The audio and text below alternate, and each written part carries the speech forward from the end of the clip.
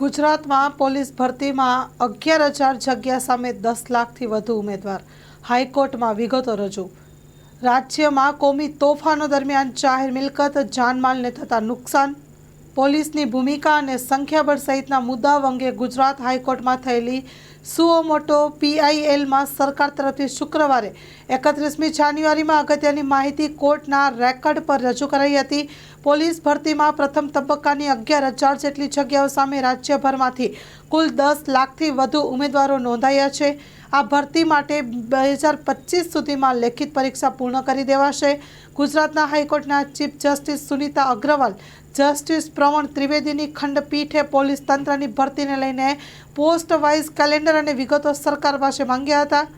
આ કેસની વધુ સુનાવણી 14મી ફેબ્રુઆરીના રોજ મુકરર કરી હતી અને સુઓ મોટો PILમાં રાજ્ય સરકાર તરફથી પોલીસ તંત્રમાં ખાલી પડેલી જગ્યાઓની ભરતી માટેની રૂપરેખા વર્ણન કર્યું હતું. પોલીસ વિભાગમાં વિવિધ કેડરની કુલ 25,660 જગ્યાઓ હાલ ખાલી છે. સીધી ભરતીની પ્રક્રિયા હાલ ચાલી રહી છે. જુદા જુદા તબક્કામાં ભરતી પ્રક્રિયા હાથ ધરવામાં આવશે. પ્રથમ તબક્કામાં 11,000 ખાલી જગ્યાઓની ભરતી માટે હાથ ધરાયેલી પ્રક્રિયામાં 10 લાખથી વધુ ઉમેદવારો નોંધાઈ ચૂક્યા છે.